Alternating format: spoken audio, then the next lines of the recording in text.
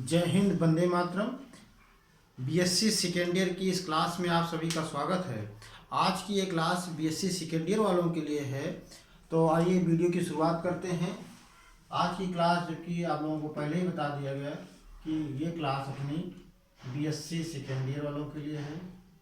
BSc second year paper है second.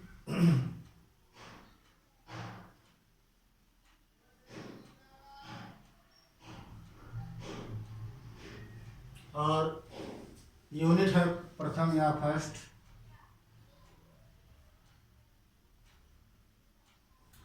और जो इसका टॉपिक है, आज का विषय है, वो है देश की आंतरिक सुरक्षा। क्या है इसका टॉपिक? देश की आंतरिक सुरक्षा। देश की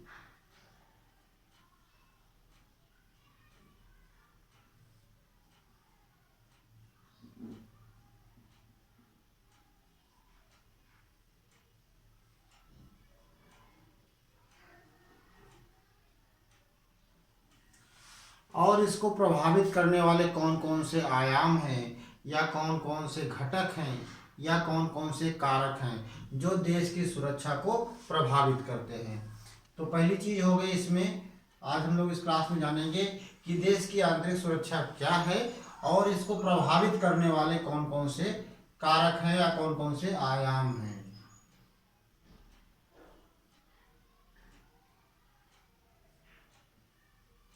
आंतरिक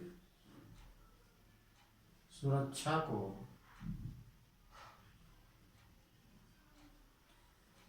प्रभावित करने वाले कारक।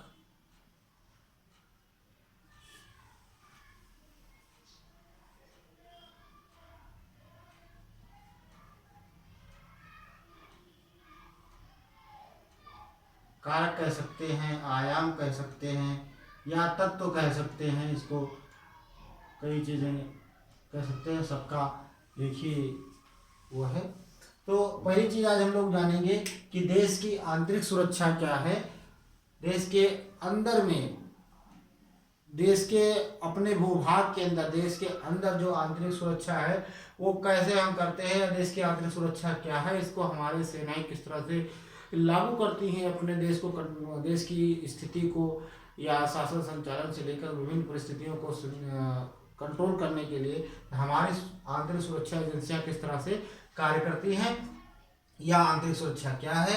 और दूसरी चीज़ होती है कि आंतरिक सुरक्षा को जो प्रभावित करते हैं वो कौन कौन से कारक हैं, कौन कौन से तत्व हैं, कौन कौन से आयाम हैं जो हमारे देश की आंतरिक सुरक्षा को प्रभावित करते हैं, जिससे देश की आंतरिक सुरक्षा प्रभावित होती है।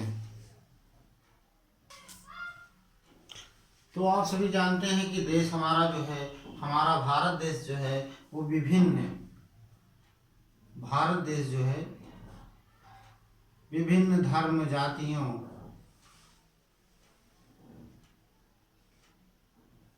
विभिन्न धर्म जाति संप्रदाय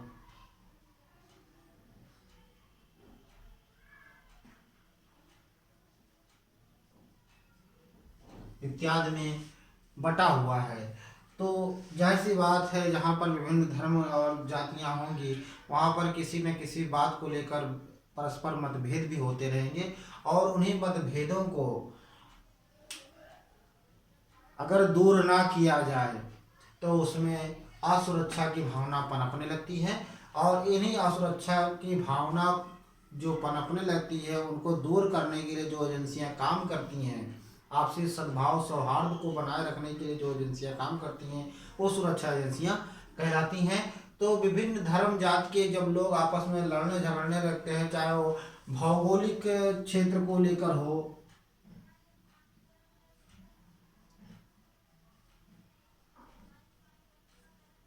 चाहे वो समानता को लेकर हो,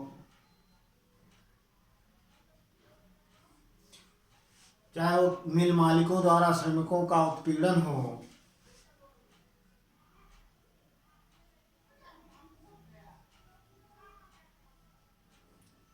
भ्रष्टाचार हो,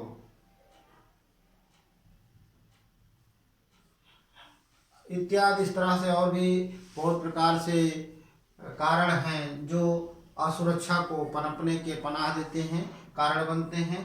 तो ये कभी कोई विभिन्न धर्म संप्रदाय के लोग जो विभिन्न भौगोलिक परिस्थितियों में रहना चाहते हैं, किसी में भौगोलिक भूभाग को लेकर होता है, तो कभी असमानता की भावना की जागृत हो जाती है, तो कभी कोई मिल मालिक है या कहीं कोई मालिक है और वर्कर है, उसके बीच में विभिन्न प्रकार के मतभेद होते रहते हैं और किसी न किसी तरह से वहाँ पर भ्रष्टाचार पनपने लगता है।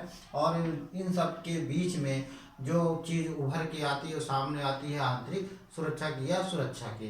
तो इन सुरक्षा को इन सबको दूर करने के लिए हमारी सुरक्षा एजेंसियां काम करती हैं और देश के तमाम इस तरह से संगठन हैं जो इस आंतरिक सुरक्षा को बनाए रखने के लिए हमेशा कार्यरत रहते हैं। तो ये एजेंसियां सुरक्षा की भावना को प्रेरित करती हैं कि विभिन्न प्रकार के धर्म, जाति, जो भी संप्रदाय या लैंगिक विभेद के कारण जो अव्यवस्था व्याप्त है उसको किसी न किसी प्रकार से दूर किया जाए और आपसी सद्भाव को बनाया जाए। तो इस प्रकार से जो आंतरिक सुरक्षा है, आंतरिक कलह है, उसको दूर करने के लिए तमाम प्रकार के कार्य करने पड़ते हैं जो करती हैं हमारी एजेंसियां, जिनको हम सुरक्षा एजेंसियां भी कहते हैं। इन्हीं चीज़ों का फायदा उठा करके, चाहे वो उत्पीड़न हो, भ्रष्टाचार हो या किसी भी चीज़ का फायदा उठा करके इनमें से दो व्यक्तियों को लड़ाकर तीसरा व्यक्ति हमेशा उसका फ़ायदा उठाता है। तो इस प्रकार इसको देश में असुरक्षा की भावना व्याप्त हो जाती है। दो गुटों को आपस में भिड़ा दिया जाए, आपस में युद्ध में संलग्न कर दिया जाए, तो वहाँ पर कहीं न कहीं किसी न किसी प्रकार से वो जो है असुरक्षा की भावना उत्पन्न हो जाती है। ऐसे में जन्म होता है अपराध का और आतंकवाद का।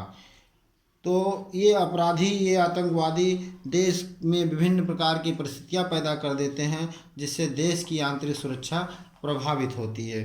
तो ये होता है हमारे देश की आंतरिक सुरक्षा, यानी कि कहीं ना कहीं किसी न किसी प्रकार से, चाहे वो कट्टरवादिता हो, धर्मवादिता हो, जातिवादिता हो, संप्रदायवादिता हो, इत्यादि कारणों से वो हमारे देश के आंतरिक सुरक्षा में सेध लगाकर या आंतरिक सुरक्षा में घुन जैसा कार्य करते हैं और वो दीमक की तरह जैसे कार्य करते हैं और उस देश की अर्थव्यवस्था और सुरक्षा को प्रभावित करते हैं। तो इस प्रकार से हमारी आंतरिक सुरक्षा को बनाए रखने के लिए विभिन्न प्रकार की सुरक्षा एजेंसियों को काम में लगना पड़ता है या काम करना पड़ता है। चाहे वो स्थानीय प्रशासन को लेकर के आप देख सकते हैं, आप एक छोटे से राज्य का, छोटे से जिले में या छोटे से कस्बे में भी इस प्रकार के कार्य को विफल करने के लिए, यानी कि आपसी आंतरिक सुरक्षा की भावना को पनाह देने के लिए और असुरक्षा की भावना को दूर करने के लिए विभिन्न प्रकार की सुरक्षा एजेंसियां कार्य करती है। स्थानीय स्तर पर पुलिस है, प्रशासन है और छोटे छोटे न्यायालय हैं, और उसके बाद उच्च लेवल पे अपना सुप्रीम कोर्ट और अंतर्राष्ट्रीय, अगर हम देश से बाहर जाए तो अंतर्राष्ट्रीय न्यायालय का भी सहारा लेना पड़ता है जो आंतरिक सुरक्षा को कायम रखते हैं। दूसरी चीज आती है आंतरिक सुरक्षा को प्रभावित करने वाले कौन कौन से वो कारक हैं। आंतरिक सुरक्षा को जो हमारे देश की अंदरूनी, देश के अंदर की या देश की सुरक्षा के लिए जो प्रभावित करने वाले कारक हैं, जिससे हमारा देश असुरक्षित हो सकता है या असुरक्षित या असहज महसूस कर सकता है, वो कौन कौन सा कारण है। तो जिसमें आपका कारण आएगा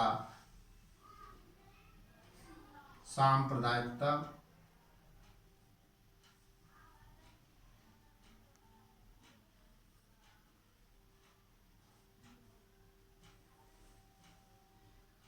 और दूसरा है आतंकवाद।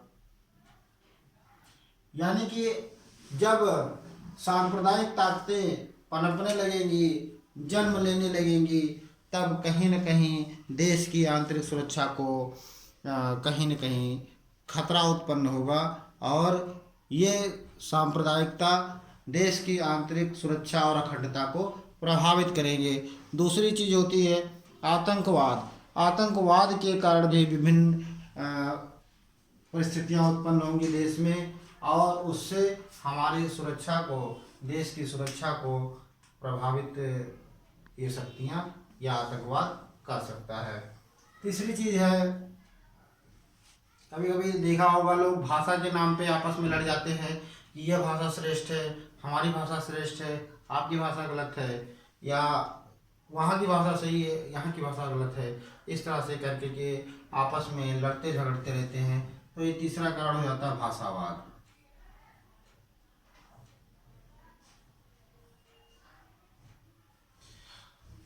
जब यदि मान लिया जाए कि एक हिंदी भाषी राज्य का व्यक्ति अंग्रेजी भाषी राज्य में घुस जाए, जैसे मान लिया केरल, कोयम्बटूर, इस तरह के राज्यों में, दक्षिण के जो भी राज्य हैं उनमें अंग्रेजी की महत्ता ज़्यादा है और यूपी बिहार जैसे राज्यों में हिंदी की बहुलता है, ये हिंदी भाषी राज्य हैं। और केरल की साइड में केरल हो गया और तब जो भी चेन्नई वगैरह हैं, इनमें अंग्रेजी की बहुलता है।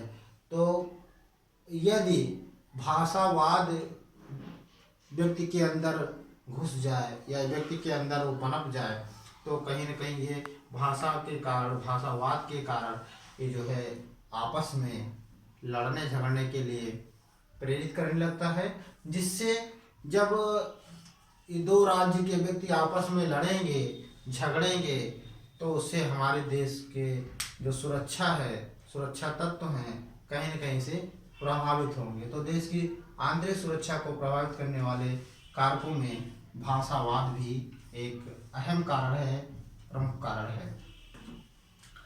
अगली चीज आती है क्षेत्रीयता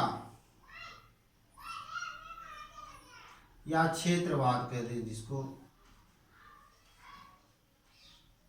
कुछ समय पहले की बात है, आप लोगों ने शायद ध्यान होगा आपको, महाराष्ट्र सरकार ने हिंदी भाषी राज्यों को अपने यहाँ आने से मना कर दिया था या उनको मारपीट कर अपने राज्य से बाहर निकाल रहे थे। तो इस प्रकार से ये जन्म देता है क्षेत्रवाद को कि आप हमारे यहाँ पे कार्य ना करें, हम आपको नहीं अपने आप बना देंगे, अपने यहाँ पे कार्य नहीं करने देंगे, तो या हम खुद सक्षम है अपने कार्य को करने के लिए, आपकी आवश्यकता हमारे पास नहीं है। तो इस प्रकार की जब भावना आएगी तो क्या होगा, वो क्षेत्रवाद का जन्म होगा वहाँ पे। अगली चीज आती है आपका निर्धनता।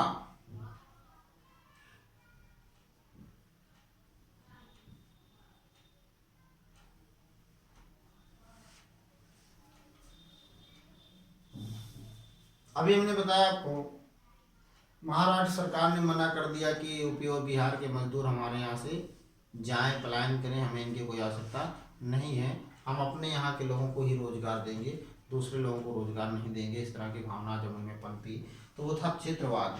अब ये दूसरे राज्य के व्यक्ति को वहां पर जाने की आवश्यकता क्यों हुई? एक प्रश्न ये भी उठता है कि ये लोग वहां गए क्यों?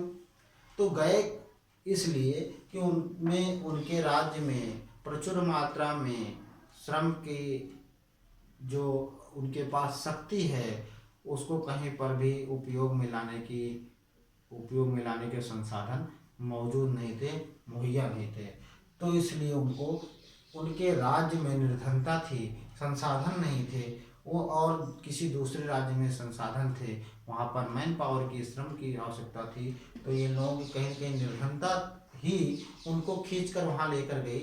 तो इससे क्या होता है, निर्धनता ही जो है, और कभी कभी असुरक्षा की भावना में निर्धनता कारण बनता है। कभी अपने बच्चों को कहीं पे बेच दिया, कहीं परिवार वालों को बेच दिया, कहीं पे जुए में हार गए, तो इस तरह से वो क्या है, निर्धनता है। या आंतरिक सुरक्षा में तो जुए में हारना नहीं कह सकते हैं, फिर भी कहीं न कहीं निर्धनता कारण बनती है आंतरिक सुरक्षा को प्रभावित करने वाले कारकों में। या कि इसको हम अगर अपने सब्जेक्ट से जोड़ लें तो इसका अगर निर्धनता है, किसी व्यक्ति को लालच दे दिया जाए कि आप मेरे धर्म या संप्रदाय के मुताबिक कार्य करिए और इसके बदले में आपको हम ये पारिश्रमिक देंगे। जैसे किसी एक निर्धन व्यक्ति को चुन लिया जाए और उससे को रुपए का लालच दे करके, क्योंकि वो पैसे से मजबूर व्यक्ति है, उसको पैसे का लालच दे करके और किसी दूसरे राज्य में या उसी के अपने राज्य में ही वहाँ की जो भी भौगोलिक परिदृष्टि है, भौगोलिक नक्शा है, उसको वहाँ से प्राप्त कर लिया जाए, जिसका प्रयोग आतंकवाद में या देश के विखंडन में दूसरा देश करे, तो ये क्या है, उसकी निर्धनता के कारण ही होगा। और तीसरी चीज़ है, जैसे क्षेत्रवाद को ले लो आप, तो इसमें भी आप कश्मीर के व्यक्ति कह दे नहीं कि हम यूपी के व्यक्ति को अपने यहाँ पर नहीं रहने देंगे, यहाँ पर मकान नहीं लेने देंगे, यहाँ पर रहने नहीं देंगे, तो इस क्या होगा, ये क्षेत्रवाद होगा ये। और निर्धनता में उसके पास धन शक्ति नहीं है, जनशक्ति है, तो जनशक्ति को अपना प्रयोग कर करके उसको किसी दूसरे व्यक्ति द्वारा लालच दे करके कोई गलत कार्य, जैसे उसको आतंकवाद में लाया जा सकता है, और भी तमाम प्रकार से जानकारियां हासिल की जा सकती हैं। तो ये निर्धनता है। निर्धनता भी एक कारण जो आंतरिक सुरक्षा को प्रभावित करता है। इस निर्धनता के कारण वो गैर सामाजिक कार्य में लिप्त होगा व्यक्ति और देश की सुरक्षा को वो प्रभावित करेगा। अगली चीज आती है श्रम विवाद।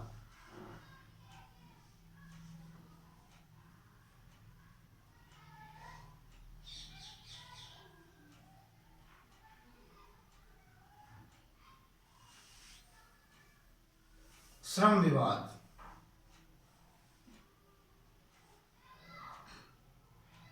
यानी कि दो श्रमिक समान कार्य करने वाले, किंतु उनको जब उनके पारिश्रमिक की बात आती है, उनके वेतन भत्ते की बात आती है, तो उनके वेतन भत्तों में कहीं न कहीं विसंगति होती है, तो उनमें हीन भावना उत्पन्न होती है, और ये हीन भावना कहीं ले जाकर के विवाद का रूप धारण कर लेती है। तो उसमें क्या होता है, ये श्रम विवाद के कारण ही आंतरिक असुरक्षा की भावना या आंतरिक असुरक्षा पनपने लगती है, पनप जाती है कि समान कार्य करते हुए भी हम दूसरों की अपेक्षा कम पारिश्रमिक क्यों लें। तो ये श्रम विवाद खड़ा हो जाता है।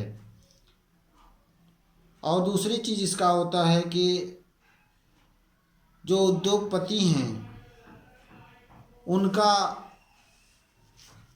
श्रमिकों के साथ आपस में जो व्यवहार है मालिक और श्रमिक का, वो अनुकूल ना होना, या यूँ कह लें कि निम्न स्तर के जो श्रमिक हैं उनको हीन भावना से देखना या उनके साथ दुर्व्यवहार करना। तो इस प्रकार के ये 6 प्रकार के कारण हैं, कारक हैं, घटक हैं, तत्व हैं, जो हमारे देश की एकता, अखंडता और सुरक्षा को प्रभावित करते हैं। इनको हम चाहे कारक बोल दें, तत्व बोल दें, घटक बोल दें, ये सब चीजें एक ही हैं। ये कारण हैं, ये कारक हैं, ये घटक हैं हमारी आंतरिक सुरक्षा को प्रभावित करने वाले। हमारी आंतरिक सुरक्षा या देश की आंतरिक सुरक्षा को प्रभावित करने वाले घटकों में इन 6 घटकों का बहुत ही महत्वपूर्ण योगदान है। एक घटक इसमें और आता है जनजातीय विद्रोह। जनजातीय विद्रोह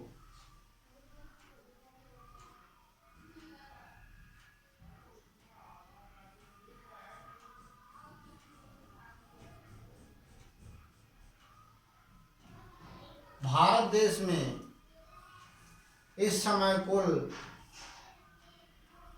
427 जनजातियां निवास करती हैं।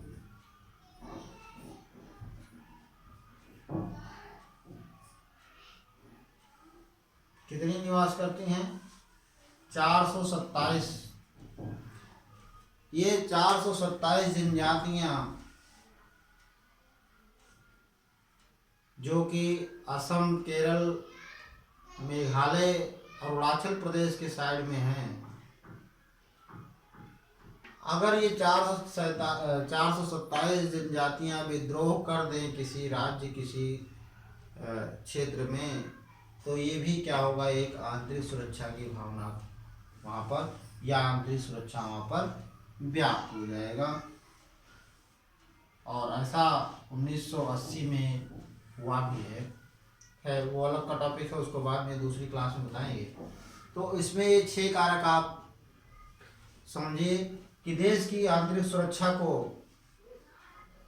प्रभावित करने वाले ये कारक हैं। इन कारकों को, इन कारणों को, इन तत्वों को, इन घटकों को आपको बहुत ही सावधानी पूर्वक अपने दिमाग में स्थिर रखना है, बिठाना है। ये बहुत ही परीक्षोपयोगी प्रश्न है।